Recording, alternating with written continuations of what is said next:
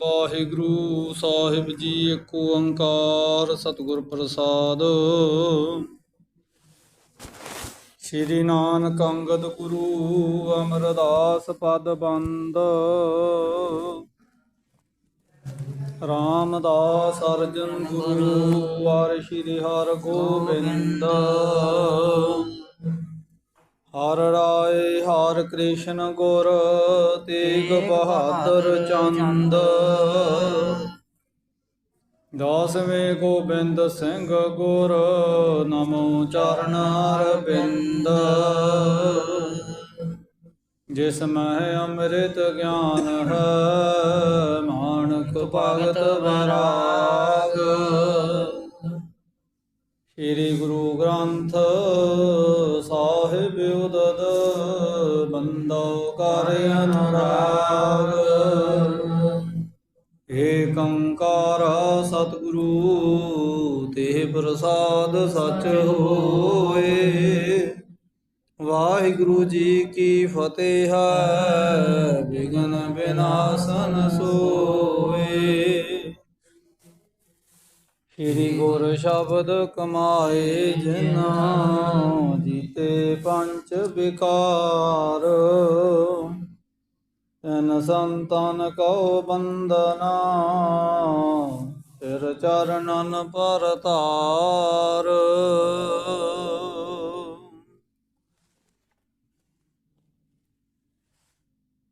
ਬਿਸ਼ਨ ਦਾਸ ਮਾਣਕ ਚੰਦ ਪੂਰੋ। ਤਿਨਹੁ ਆਏ ਗੁਰੂ ਹਜੂਰੋ। ਜੁਗੋ ਜੋਗਾ ਟਲ ਚਬਰ ਛਤਰ ਤਖਤ ਕੇ ਮਾਲਕ। ਦਸਾਹੀਂ ਪਾਤਸ਼ਾਹੀਆਂ ਦੇ ਆਤਮਿਕ ਸਰੂਪ ਧੰਨ ਸਤਿਗੁਰੂ ਸ੍ਰੀ ਗੁਰੂ ਗ੍ਰੰਥ ਸਾਹਿਬ ਮਹਾਰਾਜ ਜੀਆਂ ਦੀ ਪਾਕ ਪਵਿੱਤਰ ਇਲਾਹੀ ਹਜ਼ੂਰੀ ਦੇ ਅੰਦਰ ਸੰਧਿਆ ਸਮੇਂ ਦੇ ਦੀਵਾਨ ਦੀ ਹਾਜ਼ਰੀ ਭਰ ਰਹੇ ਸਤਸੰਗੀ ਜਨੋਂ ਆਪਾਂ ਸਾਰੇ ਸ਼ਰੀਰ ਧੰਤਾ ਦੇ ਯੋਗ ਹਾਂ, ਜਿਨ੍ਹਾਂ ਨੂੰ ਸਾਹਿਬ ਜੀ ਦੇ ਪਾਵਨ ਦਰਬਾਰ ਵਿੱਚ ਸਜ ਬੈਠ ਕਰਕੇ ਸਤਿਗੁਰੂ ਗੁਰੂ ਰਾਮਦਾਸ ਮਹਾਰਾਜ ਜੀਆਂ ਦੇ ਜੀਵਨ ਇਤਿਹਾਸ ਦੇ ਚੱਲ ਰਹੇ ਲੜੀਵਾਰ ਗੁਰੂ ਇਤਿਹਾਸ ਦੇ ਇਤਿਹਾਸਕ ਪ੍ਰਸੰਗਾਂ ਦੀ ਵਿਚਾਰ ਜੋ ਕਵੀ ਰਾਜ ਕਵੀ ਸੰਤੋਖ ਸਿੰਘ ਜੀ ਚੂੜਾਮਣੀ ਜੀ ਦੇ ਦੁਆਰਾ ਸ਼੍ਰੀ ਗੁਰਪ੍ਰਤਾਪ ਸੂਰਜ ਗ੍ਰੰਥ ਅੰਦਰ ਅੰਕਿਤ ਕੀਤੀ ਹੈ। ਕੱਲ੍ਹ ਆਪਾਂ ਪ੍ਰਸੰਗ ਵਿੱਚ ਵਿਚਾਰਨਾ ਕੀਤਾ ਸੀ ਕਿ ਸਤਿਗੁਰੂ ਗੁਰੂ ਰਾਮਦਾਸ ਜੀ ਦੀ ਹਜ਼ੂਰੀ ਵਿੱਚ ਸੱਭਰਵਾਲ ਪਿੰਡ ਤੋਂ ਭਾਈ ਤੀਰਥਾ ਜੀ ਨੇ ਆ ਕਰਕੇ ਮੁਕਤੀ ਦੀ ਇੱਛਾ ਪ੍ਰਗਟਾਉਂਦੇ ਉਪਦੇਸ਼ ਦੀ ਮੰਗ ਕੀਤੀ ਤੇ ਸਤਿਗੁਰੂ ਗੁਰੂ ਰਾਮਦਾਸ ਮਹਾਰਾਜ ਭਾਈ ਤੀਰਥਾ ਜੀ ਨੂੰ ਸੱਚ ਬੋਲਣ ਦਾ ਉਪਦੇਸ਼ ਦ੍ਰਿੜ ਕਰਵਾਉਂਦੇ ਹੈ ਤੇ ਉਦਾਹਰਨ ਦੇ ਨਾਲ ਇੱਕ ਦ੍ਰਿਸ਼ਟਾਂਤ ਦੇ ਦੁਆਰਾ ਦਰਸਾਉਂਦੇ ਹੈ ਕਿ ਕਿਵੇਂ ਇੱਕ ਰਾਜਕੁਮਾਰ ਦੀ ਹੱਤਿਆ ਉਹਦੀ ਇਸਤਰੀ ਦੇ ਦੁਆਰਾ ਹੋ ਜਾਂਦੀ ਹੈ। ਉਹਦਾ ਜ਼ੁਲਮ ਇੱਕ ਸਾਧੂ ਤੇ ਮੜ ਦਿੱਤਾ ਜਾਂਦਾ ਹੈ, ਜਿਸ ਕਰਕੇ ਉਹਦਾ ਇੱਕ ਹੱਥ ਕੱਟ ਦਿੱਤਾ ਜਾਂਦਾ ਹੈ। ਪਰ ਉਸ ਸਾਧੂ ਨੂੰ ਆਪਣੇ ਦੁਆਰਾ ਪਰਮੇਸ਼ਰ ਤਾਈਂ ਸੰਸਾ ਹੋਇਆ ਵੀ ਅਨਿਆਂ ਹੋਇਆ, ਮੈਂ ਐਸਾ ਕੋਈ ਕਰਮ ਨਹੀਂ ਕੀਤਾ ਜਿਸ ਕਰਕੇ ਮੈਨੂੰ ਇਹ ਸਜ਼ਾ ਮਿਲੀ ਹੈ। ਇਹਦਾ ਨਿਰਣਾ ਕਰਨ ਦੇ ਲਈ ਕਿਵੇਂ ਕਾਸ਼ੀ ਜਾਂਦਾ ਤੇ ਅੱਗੋਂ ਪੰਡਤ ਉਹਨੂੰ ਕਿਵੇਂ ਉਹ ਸਾਰੀ ਗੱਲ ਦਾ ਨਿਰਣਾ ਕਰਕੇ ਦੱਸਦਾ ਹੈ ਤੇ ਪੰਡਤ ਆਪਣੀ ਵੀ ਹੱਡ ਬੀਤੀ ਗੱਲ ਸੁਣਾਉਂਦਾ ਹੈ ਕਿ ਕਿਵੇਂ ਉਹਦੇ ਘਰਵਾਲੀ ਦਾ ਹੁਣ ਕਠੋਰ ਸੁਭਾਅ ਹੈ। ਇਉਂ ਭਾਈ ਤੀਰਥਾ ਜੀ ਨੇ ਸਾਰੀ ਗੱਲ ਸਤਿਗੁਰੂ ਜੀ ਤੋਂ ਸੁਣੀ ਹੈ ਤੇ ਸੱਚ ਦੇ ਉਪਦੇਸ਼ ਨੂੰ ਧਾਰਨ ਕਰਦੇ ਹੋਏ ਗੁਰੂ ਚਰਨਾਂ ਤੇ ਆਪਣਾ ਜੀਵਨ ਸਫਲ ਕਰ ਲੈਣਾ ਕੀਤਾ ਹੈ। ਇਉਂ ਬੜੇ ਵਿਸਥਾਰ ਨਾਲ ਕੱਲ੍ਹ ਦਾ ਆਪਾਂ ਇਹ ਪ੍ਰਸੰਗ ਵਿਚਾਰਨਾ ਕੀਤਾ ਸੀ। ਆਓ ਅਗਲੀ ਵਿਚਾਰ ਪ੍ਰਾਰੰਭ ਕਰਨ ਤੋਂ ਪਹਿਲਾਂ ਗੁਰੂ ਚਰਨਾਂ ਵਿੱਚ ਲਵਾਈਏ ਹਾਜ਼ਰੀ। ਅਦਬ ਸਹਿਤ ਆਖੋ ਜੀ ਵਾਹਿਗੁਰੂ ਜੀ ਕਾ ਖਾਲਸਾ ਵਾਹਿਗੁਰੂ ਜੀ ਕੀ ਫਤਿਹ। ਬਿਸ਼ਨ ਦਾਸ ਮਾਣਕ ਚੰਦ ਪੂਰੋ। ਤਿਨਹੁ ਆਏ ਗੁਰੂ ਹਜੂਰੋ। ਸਤਿਗੁਰੂ ਗੁਰੂ ਰਾਮਦਾਸ ਮਹਾਰਾਜ ਜੀਆਂ ਦੀ ਹਜ਼ੂਰੀ ਦੇ ਵਿੱਚ ਸਿੱਖਾਂ ਦਾ ਆਉਣਾ ਜਾਣਾ ਬਣਿਆ ਰਹਿੰਦਾ ਹੈ। ਸਤਿਗੁਰੂ ਜੀ ਦੀ ਹਜ਼ੂਰੀ ਵਿੱਚ ਭਾਈ ਬਿਸ਼ਨ ਦਾਸ, ਮਾਨਕ ਚੰਦ ਤੇ ਪੂਰੋ ਇਹ ਤਿੰਨੇ ਸਿੱਖਾਂ ਨੇ ਆ ਕਰਕੇ ਨਮਸਕਾਰ ਕਰਨਾ ਕੀਤੀ ਹੈ। ਚਰਨ ਕਮਲ ਪਰ ਕਰਿਓ ਪ੍ਰਣਾਮ। ਬੈਠ ਕਰਿਓ ਦਰਸ਼ਨ ਅਬਰਾਮ। ਇਹ ਵੀ ਆਪਣੇ ਦੇ ਸੱਭਰਵਾਲ ਦੇ ਰਹਿਣ ਵਾਲੇ ਸੀ। ਭਾਈ ਪੂਰੋ ਜੀ ਤੇ ਇਹਨਾਂ ਦੇ ਨਾਲ ਆਏ ਹੋਏ ਮਾਨਕ ਚੰਦ ਤੇ ਬਿਸ਼ਨ ਦਾਸ ਸਤਿਗੁਰੂ ਜੀ ਦੀ ਹਜ਼ੂਰੀ ਵਿੱਚ ਦਰਸ਼ਨ ਕਰਕੇ ਵਿਰਾਜਮਾਨ ਹੋਏ ਹੈ। ਹਾਥ ਜੋੜ ਕਰ ਅਰਜ ਗੁਜਾਰੀ, ਜਨਮ ਮਰਨ ਤੇ ਲਿਓ ਤੇ ਉਬਾਰੀ। ਇਹਨਾਂ ਤਿੰਨਾਂ ਨੇ ਮਹਾਰਾਜ ਨੂੰ ਬੇਨਤੀ ਕੀਤੀ, ਮਹਾਰਾਜ ਕਿਰਪਾ ਕਰੋ ਸਾਨੂੰ ਜਨਮ ਮਰਨ ਦੇ ਚੱਕਰ ਵਿੱਚੋਂ ਕੱਢ ਲਓ। ਇਹ ਬੇਨਤੀ ਕਿਹਨੇ ਕੀਤੀ ਹੈ? ਬਿਸ਼ਨ ਦਾਸ, ਮਾਨਕ ਚੰਦ ਤੇ ਪੂਰੋ। ਇਹ ਤਿੰਨ ਸੇਵਕ ਨੇ ਸਭਰਵਾਲ ਦੇ, ਇਹ ਬੇਨਤੀ ਕਰਦੇ ਹੈ। ਸਹਿਤ ਕੁਟੰਬ ਹੋਏ ਕਲਿਆਣੇ, ਆਸ ਕੀ ਜਹ ਉਪਦੇਸ਼ ਮਹਾਨੇ। ਮਹਾਰਾਜ ਸਾਨੂੰ ਇਹੋ ਜਿਹਾ ਕੋਈ ਸ੍ਰੇਸ਼ਟ ਉਪਦੇਸ਼ ਪ੍ਰਦਾਨ ਕਰੋ ਜਿਹਦੇ ਨਾਲ ਸਾਡੀ ਤੇ ਸਾਡੇ ਪਰਿਵਾਰ ਦੀ ਕਲਿਆਣ ਹੋ ਜਾਵੇ। ਕਰਿਓ ਵਾਕ ਤਬ ਸ੍ਰੀ ਗੁਰਦੇਵਾ, ਕਰੋ ਆਪ ਗੁਰ ਸਿੱਖਨ ਸੇਵਾ। ਧੰਨ ਗੁਰੂ ਰਾਮਦਾਸ ਮਹਾਰਾਜ ਇਹਨਾਂ ਤਿੰਨਾਂ ਸਿੱਖਾਂ ਨੂੰ ਉਪਦੇਸ਼ ਦਰਸਾਉਂਦੇ ਹੋਏ ਆਖਣ ਲੱਗੇ, ਬਚਨ ਕਰਦੇ, ਕਰੋ ਆਪ ਗੁਰ ਸਿੱਖਨ ਸੇਵਾ। ਭਾਈ ਤੁਸੀਂ ਗੁਰਸਿੱਖਾਂ ਦੀ ਸੇਵਾ ਕਰਨੀ ਕਰੋ। ਬਨਤਾ ਸੁਤ ਤਨ ਜਾ ਸਿਖ ਰਾਵੋ, ਕਹਿ ਤਨ ਤੇ ਸੇਵਾ ਕਰਵਾਓ। ਮਹਾਰਾਜ ਕਹਿਣ ਲੱਗੇ ਗੁਰੂ ਰਾਮਦਾਸ ਜੀ, ਭਾਈ ਜੇ ਤੁਸੀਂ ਆਪਣੀ ਕਲਿਆਣ ਚਾਹੁੰਦੇ ਹੋ, ਆਪਣੇ ਪਰਿਵਾਰ ਦੇ ਧੀਆਂ ਪੁੱਤਰਾਂ ਦੀ ਤੇ ਆਪਣੀ ਪਤਨੀ ਦੀ ਵੀ ਕਲਿਆਣ ਚਾਹੁੰਦੇ ਹੋ, ਤੇ ਉਹਨਾਂ ਨੂੰ ਵੀ ਇਹ ਸ਼ੁਭ ਸਿੱਖਿਆ ਦਿਓ ਗੁਰੂ ਘਰ ਦੀ ਕਿ ਗੁਰਸਿੱਖਾਂ ਦੀ ਸੇਵਾ ਕਰਨੀ ਹੈ। ਲਖੋ ਵਾਹਿਗੁਰੂ ਕੇ ਹਮਦਾਸ, ਦੇਮ ਸੁਤ ਤਾਂ ਹੋਇ ਗੁਰ ਪਾਸ। ਤੁਸੀਂ ਇਹ ਗੱਲ ਜਾਣੋ ਕਿ ਅਸੀਂ ਸਤਿਗੁਰੂ ਜੀ ਦੇ ਸੇਵਕ ਹਾਂ, ਤੇ ਇਉਂ ਜਦੋਂ ਤੁਸੀਂ ਆਪਣੇ ਆਪ ਨੂੰ ਗੁਰੂ ਜੀ ਦੇ ਸੇਵਕ ਹੋਣ ਦੀ ਗੱਲ ਦ੍ਰਿੜ ਕਰ ਲਓਗੇ, ਤੇ ਉਸੇ ਤਰ੍ਹਾਂ ਤੁਹਾਡੇ ਪਰਿਵਾਰ ਦੇ ਜੀ, ਤੁਹਾਡੇ ਪੁੱਤਰ ਪੁੱਤਰੀਆਂ, ਤੁਹਾਡੀਆਂ ਇਸਤਰੀਆਂ ਇਹ ਗੱਲ ਧਾਰਨ ਕਰ ਲੈਣਗੀਆਂ ਵੀ ਅਸੀਂ ਗੁਰੂ ਮਹਾਰਾਜ ਦੇ ਘਰ ਦੇ ਸੇਵਾਦਾਰ ਹਾਂ। ਤੇ ਇਹ ਜਦੋਂ ਤੁਸੀਂ ਗੁਰਸਿੱਖਾਂ ਦੀ ਸੇਵਾ ਕਰੋਗੇ ਤੇ ਤੁਹਾਡੇ ਤੇ ਗੁਰੂ ਨਾਨਕ ਦੀ ਖੁਸ਼ੀ ਹੋਵੇਗੀ। ਜਥਾ ਖਸਮ ਕੇ ਦਰ ਪਰ ਘੋਰਾ, ਚਾਕਰ ਚੜ ਛਾਵਹ ਦੇ ਛੋਰਾ। ਜਿਸ ਤਰ੍ਹਾਂ ਕਿਸੇ ਮਾਲਕ ਨੇ ਆਪਣੇ ਘਰ ਘੋੜਾ ਰੱਖਿਆ ਹੋਵੇ ਤੇ ਨੌਕਰ ਉਸ ਤੇ ਚੜ ਕੇ ਮਾਲਕ ਦੇ ਘਰ ਉਹਨੂੰ ਛੱਡ ਆਉਣਾ ਕਰੇ। ਹੁਣ ਨੌਕਰ ਕੀ ਕਰਦਾ ਹੈ ਵੀ ਹੁਣ ਘੋੜੇ ਨੂੰ ਆਪਣੇ ਤੇ ਅੱਗੋਂ ਲਗਾਮ ਪਕੜ ਕੇ ਤੋਰਦਾ ਤੇ ਮਾਲਕ ਘੋੜੇ ਦੇ ਉੱਪਰ ਬੈਠ ਜਾਂਦਾ ਤੇ ਉਹਨੂੰ ਘਰੇ ਪਹੁੰਚਾ ਦਿੰਦਾ ਹੈ, ਕਿਉਂਕਿ ਉਹਦਾ ਮਾਲਕ ਹੈ ਘੋੜੇ ਦਾ, ਜਿਹੜਾ ਉੱਪਰ ਬੈਠਾ ਹੈ। ਇਸੇ ਤਰ੍ਹਾਂ ਸਤਿਗੁਰੂ ਦੇਵ ਜੀ ਆਖਣ ਲੱਗੇ, ਤਬ ਸਭ ਚਿੰਤ ਖਸਮ ਕੋ ਹੋਏ, ਖਾਨ ਪਾਨ ਦੇ ਭੁਖ ਹੋਏ। ਤੇ ਉਸ ਘੋੜੇ ਦਾ ਫਿਕਰ ਉਹਦੇ ਮਾਲਕ ਨੂੰ ਹੁੰਦਾ, ਉਹਦੀ ਚਿੰਤਾ। ਘੋੜੇ ਨੂੰ ਕੋਈ ਕਿਸੇ ਪ੍ਰਕਾਰ ਦੀ ਚਿੰਤਾ ਨਹੀਂ ਹੁੰਦੀ, ਕਿਉਂਕਿ ਉਹਨੂੰ ਪਤਾ ਵੀ ਮੇਰੇ ਮਾਲਕ ਨੇ, ਜਿਸ ਨੇ ਮੈਨੂੰ ਕਿੱਲੇ ਤੇ ਬੰਨ੍ਹਿਆ, ਉਹਨੇ ਖਾਣ ਪੀਣ ਦਾ ਪ੍ਰਬੰਧ ਮੇਰਾ ਕਰਨਾ ਹੈ। ਤੇ ਮੈਂ ਆਪਣੋ ਸਗਰੋ ਪਰਿਵਾਰ, ਸੌਂਪਹਿ ਗੁਰ ਕੇ ਦਰਬਾਰ। ਇਸੇ ਤਰ੍ਹਾਂ ਤੁਸੀਂ ਆਪਣੇ ਸਾਰੇ ਪਰਿਵਾਰ ਨੂੰ ਗੁਰੂ ਦਰਬਾਰ ਤੇ ਛੱਡ ਦੇਣਾ ਕਰੋ, ਭਾਵ ਗੁਰੂ ਦੇ ਭਾਣੇ ਵਿੱਚ, ਗੁਰੂ ਦੀ ਰਜ਼ਾ ਦੇ ਵਿੱਚ ਹੁਣ ਛੱਡ ਦੇਵੋ। ਤਜ ਹੈ ਆਪਨ ਪੋ ਤਿਨ ਤੇ ਕਨੋ, ਜਨ ਹੈ ਤਰੀ ਮੇਲ ਗਨ ਮਨੋ। ਤੇ ਜਦੋਂ ਤੁਸੀਂ ਆਪਣੇ ਆਪ ਤਾਂ ਹੀ ਹੁਣ ਡੂੰਘੀ ਆਪਣਤ ਛੱਡ ਦਿਓਗੇ, ਤੇ ਇਉਂ ਸਮਝੋਗੇ ਵੀ ਇਹ ਸਾਰੇ ਜੀਵ ਜਿਹੜੇ ਸਾਡੇ ਸੰਬੰਧੀ ਨੇ, ਰਿਸ਼ਤੇ ਦੇ ਵਿੱਚ ਧੀਆਂ ਪੁੱਤਰ ਇਸਤਰੀ ਪਰਿਵਾਰ ਦੇ ਮੈਂਬਰ, ਇਹਦੇ ਪੂਰਵ ਜਨਮ ਕੇ ਮਿਲੇ ਸੰਜੋਗੀ ਹੈ, ਫਿਰ ਤੁਹਾਡੇ ਤਾਂ ਹੀ ਕੋਈ ਸੰਸਾ ਨਹੀਂ ਰਹੇਗਾ। ਤਜਹ ਆਪਨੋ ਤਿੰਨ ਤੇ ਘਨੋ, ਜਾਣੈ ਤਰੀ ਮੇਲ ਗਨ ਮਨੋ। ਇਉਂ ਸਮਝੋ ਵੀ ਇਹ ਤਾਂ ਜਿਵੇਂ ਸਮੁੰਦਰ ਦੇ ਇੱਕ ਕਿਨਾਰੇ ਤੋਂ ਦੂਸਰੇ ਕਿਨਾਰੇ ਜਾਣ ਦੇ ਲਈ ਬੇੜੀ ਦੇ ਸਵਾਰ ਹੋਈਦਾ ਹੈ, ਤੇ ਬੇੜੀ ਵਿੱਚ ਅਨੇਕਾਂ ਟਿਕਾਣਿਆਂ ਦੇ ਆਏ ਹੋਏ ਯਾਤਰੂ ਹੁੰਦੇ ਆ, ਤੇ ਉਹ ਘੜੀ ਦੋ ਘੜੀ ਤੋਂ ਬਾਅਦ ਜਦੋਂ ਸਮੁੰਦਰ ਪਾਰ ਹੋ ਜਾਈਦਾ ਦਰਿਆ, ਤੇ ਬੇੜੀ ਤੋਂ ਉਤਰ ਕੇ ਸਾਰੇ ਪਾਂਧੀ ਹੈ ਜਿਹੜੇ ਆਪੋ ਆਪਣੇ ਪੰਧ ਨੂੰ ਅਖਤਿਆਰ ਕਰ ਲੈਂਦੇ ਆ, ਆਪੋ ਆਪਣੇ ਟਿਕਾਣਿਆਂ ਨੂੰ ਕੂਚ ਕਰ ਜਾਂਦੇ ਆ। ਤੇ ਇਸੇ ਤਰ੍ਹਾਂ ਹੀ ਇਹ ਮੇਲ ਹੈ ਪਰਿਵਾਰ ਦੇ ਮੈਂਬਰਾਂ ਦਾ। ਤੇ ਮਹਾਰਾਜ ਸਾਨੂੰ ਬੜੇ ਪਿਆਰ ਨਾਲ ਸਮਝਾਉਂਦੇ, ਪੂਰਵ ਜਨਮ ਕੇ ਮਿਲੇ ਸੰਜੋਗੀ, ਅੰਤੈ ਕੋ ਨਾ ਸਹਾਈ।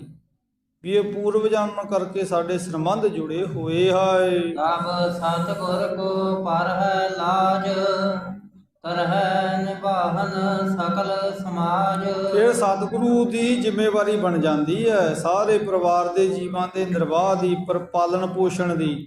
ਕਹੂਗੀ ਜਦੋਂ ਆਪਣੇ ਤਾਂ ਹੀ ਸਿੱਖ ਇੰਨਾ ਗੁਰੂ ਨੂੰ ਜਦੋਂ ਸਮਰਪਿਤ ਹੋ ਜਾਵੇਗਾ, ਭੋਜਨ ਵਸਤਰ ਭਲੇ ਪਹੁੰਚਾਵੈ, ਸ੍ਰੀ ਕਰਹਿ ਗਨ ਕਸ਼ਟ ਮਿਟਾਵੈ। ਤੇ ਆਪਣੇ ਤਾਈਂ ਸਤਿਗੁਰੂ ਫਿਰ ਉਹਨਾਂ ਜੀਵਾਂ ਦੇ ਭੋਜਨ ਦੀ, ਵਸਤਰਾਂ ਦੀ, ਸਾਰੀ ਫਿਰ ਦੁੱਖ ਸੁੱਖ ਦੀ ਵਿਚਾਰ ਦੇ ਮਾਲਕ ਹੁੰਦੇ ਹੈ। ਫਿਰ ਗੁਰੂ ਆਪ ਹੀ ਉਹਨਾਂ ਦੀ ਕਲਿਆਣ ਕਰਦਾ ਹੈ। ਫਿਰ ਗੁਰੂ ਨੂੰ ਸਭ ਦੀ ਲਾਜ ਹੈ। ਜਿਸ ਪ੍ਰਕਾਰ ਆਪਾਂ ਬਾਣੀ ਦੇ ਬਚਨ ਪੜ੍ਹਦੇ ਹਾਂ ਨਾ ਕਿ ਦੱਦਾ ਦਾਤਾ ਏਕ ਹੈ ਸਭ ਕੋ ਦੇਵਨਹਾਰ, ਦੇਂਦੇ ਟੋਟ ਨਾ ਆਵੇ ਅਗਨਤ ਭਰੇ ਭੰਡਾਰ। ਫਿਰ ਉਹ ਸਭ ਨੂੰ ਰਿਜ਼ਕ ਦਿੰਦਾ ਹੈ। ਤੇ ਆਪਾਂ ਰੋਜ਼ ਸਾਹਿਬ ਦੇ ਬਚਨ ਦ੍ਰਿੜ ਕਰਦੇ ਹਾਂ, ਸੈਲ ਪੱਥਰ ਮੈਂ ਜੰਤ ਉਪਾਏ, ਕਾਕਾ ਰਿਜ਼ਕ ਆਗੈ ਕਰ ਧਰਿਆ। ਸਭ ਦਾ ਰਿਜ਼ਕ ਵਾਹਿਗੁਰੂ ਜੀ ਨੇ ਨਿਰਧਾਰਤ ਕੀਤਾ ਹੋਇਆ ਹੈ। ਤੇ ਆਪੋ ਆਪਣੇ ਲੇਖ ਦੇ ਅਨੁਸਾਰ ਸਾਰੇ ਜੀਵ ਕਰਮਾਂ ਨੂੰ ਭੋਗਦੇ ਹੈ। ਵਿਸ਼ਨ ਦਾਸ ਮਾਣਕ ਚੰਦ ਪੂਰੋ, ਸੁਣ ਗੁਰ ਕੋ ਉਪਦੇਸ਼ਨ ਹੂਰੋ। ਸਤਿਗੁਰੂ ਗੁਰੂ ਰਾਮਦਾਸ ਜੀ ਦੇ ਪਵਿੱਤਰ ਮੁਖਾਰਬਿੰਦ ਤੋਂ ਭਾਈ ਬਿਸ਼ਨ ਦਾਸ, ਮਾਣਕ ਚੰਦ ਤੇ ਪੂਰੋ ਇਹ ਤਿੰਨੇ ਉਪਦੇਸ਼ ਚੰਗੀ ਤਰ੍ਹਾਂ ਸਰਵਣ ਕਰ ਲੈਂਦੇ ਹੈ। ਕਰਿਓ ਕਮਾਵਨ ਨੀਕੇ ਮਾਨ, ਅੰਤ ਕਾਲ ਤਰਾਪ ਤਿਕ ਲਿਆਨ। ਫਿਰ ਇਹਨਾਂ ਨੇ ਸਤਿਗੁਰੂ ਜੀ ਦੇ ਇਹਨਾਂ ਉਪਦੇਸ਼ਾਂ ਨੂੰ ਕਮਾਉਣਾ ਕੀਤਾ ਤੇ ਜਿਸ ਕਰਕੇ ਅੰਤ ਸਮੇਂ ਇਹ ਗੁਰੂ ਚਰਨਾਂ ਦੀ ਅਭੇਦਤਾ ਨੂੰ ਹਾਸਲ ਹੋਏ। ਸਿੱਖ ਪਦਾਰਥ ਤਾਰੂ ਭਾਰੂ, ਤਿੰਨੋਂ ਚੱਲ ਆਏ ਗੁਰਦੁਆਰੋ। ਜਿਵੇਂ ਮਹਾਰਾਜ ਗੁਰੂ ਰਾਮਦਾਸ ਭਾਈ ਮਾਨਕ ਚੰਦ ਪੂਰੋ ਤੇ ਬਿਸ਼ਨ ਦਾਸ ਨੂੰ ਉਪਦੇਸ਼ ਦੇ ਨਾਲ ਕਿਰਤਾਰਥ ਕਰਦੇ ਐ, ਇਸੇ ਤਰ੍ਹਾਂ ਤਿੰਨ ਹੋਰ ਸਿੱਖ ਆਏ। ਇਹਨਾਂ ਸਿੱਖਾਂ ਦਾ ਵੀ ਜ਼ਿਕਰ ਭਾਈ ਗੁਰਦਾਸ ਜੀ ਆਪਣੀ 11ਵੀਂ ਵਾਰ ਦੀ 17ਵੀਂ ਪੌੜੀ ਵਿੱਚ ਕਰਦੇ ਆ। ਕਿਹੜੇ ਸਿੱਖ ਆਏ? ਸਿੱਖ ਪਦਾਰਥ ਤਾਰੂ ਭਾਰੂ, ਤੀਨੋਂ ਚੱਲ ਆਏ ਗੁਰਦੁਆਰੂ। ਇਹਨਾਂ ਨੇ ਗੁਰੂ ਹਜ਼ੂਰੀ ਵਿੱਚ ਆਉਣਾ ਕੀਤਾ। ਤੇ ਭਾਈ ਗੁਰਦਾਸ ਜੀ ਕੀ ਲਿਖਦੇ ਆ? ਪੁਰਖ ਪਦਾਰਥ ਜਾਣੀਐ, ਤਾਰੂ ਭਾਰੂ ਦਾਸ ਦੁਆਰਾ। ਇਹਨਾਂ ਨੇ ਆ ਕੇ ਗੁਰੂ ਜੀ ਦੇ ਚਰਨਾਂ ਤੇ ਨਮਸਕਾਰ ਕੀਤੀ ਹੈ। ਇਹ ਵੀ ਸੱਭਰਵਾਲ ਪਿੰਡ ਦੇ ਰਹਿਣ ਵਾਲੇ। ਕੌਣ ਕੌਣ ਆਏ ਹੈ?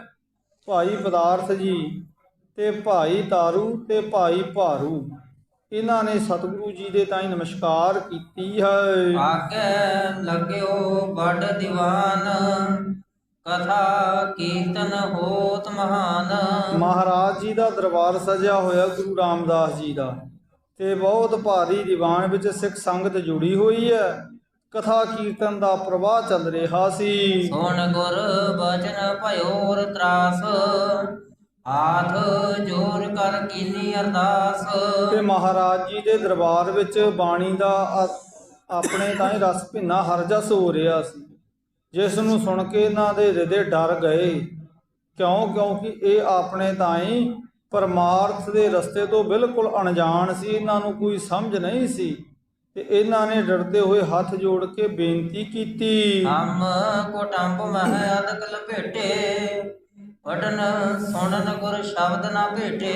ਮਹਾਰਾਜ ਜੀ ਨੂੰ ਬੇਨਤੀ ਕੀਤੀ, ਗੁਰੂ ਰਾਮਦਾਸ ਜੀ ਅਸੀਂ ਤਾਂ ਸੰਸਾਰਕ ਪਰਿਵਾਰਕ ਧੰਦਿਆਂ ਦੇ ਵਿੱਚ ਹੀ ਮੋਹ ਮਾਇਆ ਕਰਕੇ ਫਸੇ ਹੋਏ ਹਾਂ। ਪਠਨ ਸੁਣਨ ਗੁਰ ਸ਼ਬਦ ਨਾ ਭੇਟੇ, ਅਸੀਂ ਤਾਂ ਕਿਤੇ ਗੁਰੂ ਸ਼ਬਦ ਪੜ੍ਹੇ ਹੀ ਨਹੀਂ, ਅਸੀਂ ਤੇ ਆਪ ਜੀ ਦਾ ਹਰਜਸ ਕਿਤੇ ਸੁਣੇ ਹੀ ਨਹੀਂ। ਮਹਾਰਾਜ ਸਾਡੀ ਕਿਵੇਂ ਕਲਿਆਣ ਹੋਵੇਗੀ? ਸਤ ਸੰਗਤ ਹੋ ਨਹਿ ਕਿਸ ਵਾਰ, ਗੁਰੂ ਜੀ ਕਿਮ ਹੋਏ ਹਮ ਉਧਾਰ। ਮਹਾਰਾਜ ਅਸੀਂ ਤਾਂ ਕਿਤੇ ਸਤ ਸੰਗਤ ਵੀ ਨਹੀਂ ਕੀਤੀ ਤੇ ਸਾਡੀ ਕਲਿਆਣ ਕਿਵੇਂ ਹੋਵੇਗੀ? ਹੁਣ ਇਹ ਗੁਰੂ ਹਜ਼ੂਰੀ ਵਿੱਚ ਆਏ ਤੇ ਇਹਨਾਂ ਨੇ ਜਦੋਂ ਮਹਾਰਾਜ ਜੀ ਦੇ ਦਰਬਾਰ ਵਿੱਚ ਸੁਣੀ ਨਾ ਗੱਲ ਵੀ ਵੱਡਾ ਹੋਆ ਦੁਨੀਦਾਰ ਗਲ ਸੰਗਲ ਘੱਤ ਚਲਾਇਆ, ਅੱਗੇ ਕਰਨੀ ਕੀਰਤ ਬਾਚੀ ਹੈ ਪੈ ਲੇਖਾ ਕਰ ਸਮਝਾਇਆ। ਜਦੋਂ ਇਹੋ ਜਿਹੇ ਮਹਾਰਾਜ ਜੀ ਦੀ ਹਜ਼ੂਰੀ ਵਿੱਚੋਂ ਬਚਨ ਸੁਣਨਾ ਕੀਤੇ ਤੇ ਇਹਨਾਂ ਦੀ ਅੰਦਰੋਂ ਧਾ ਨਿਕਲੀ ਤੇ ਇਹਨਾਂ ਨੇ ਅਰਦਾਸ ਕੀਤੀ, ਮਹਾਰਾਜ ਕਿਰਪਾ ਕਰੋ, ਸਾਡੀ ਕਲਿਆਣ ਕਿਵੇਂ ਹੋਵੇਗੀ? ਅਸੀਂ ਬਾਣੀ ਪੜ੍ਹੀ ਕੋਈ ਨਹੀਂ, ਬਾਣੀ ਸੁਣੀ ਕੋਈ ਨਹੀਂ, ਸਤ ਸੰਗਤ ਅਸੀਂ ਨਹੀਂ ਕੀਤਾ, ਪਰਮਾਰਥ ਦਾ ਕੋਈ ਕਰਮ ਨਹੀਂ ਕੀਤਾ, ਅਸੀਂ ਤੇ ਪਰਿਵਾਰਕ ਮੋਹ ਮਾਇਆ ਵਿੱਚ ਹੀ ਰੁੱਝੇ ਹੋਏ ਹਾਂ। ਮਹਾਰਾਜ ਸਾਡੇ ਤੇ ਵੀ ਆਪ ਆਪਣੀ ਦਇਆ ਕਰਨੀ ਕਰੋ। ਆਏ ਪਰੇ ਅਬ ਸ਼ਰਨ ਤੁਮਾਰੀ, ਕਰੋ ਆਪ ਕਲਿਆਣ ਹਮਾਰੀ। ਮਹਾਰਾਜ ਅਸੀਂ ਤੁਹਾਡੀ ਸ਼ਰਨ ਵਿੱਚ ਹਾਂ ਤੇ ਤੁਸੀਂ ਸਾਡੀ ਸ਼ਰਨ ਆਇਆਂ ਦੀ ਲਾਜ ਰੱਖੋ, ਸਾਡੇ ਤੇ ਆਪਣੀ ਦਇਆ ਕਰੋ।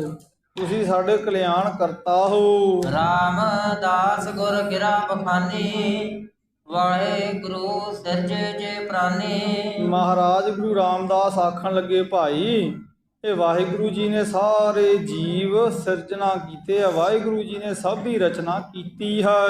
ਪੂਰਬ ਸਭ ਹਿਤ ਕਰਿਓ ਆਹਾਰ, ਜਾਂ ਤੇ ਤੁਮ ਬੈਠੋ ਗੁਰਦੁਆਰ।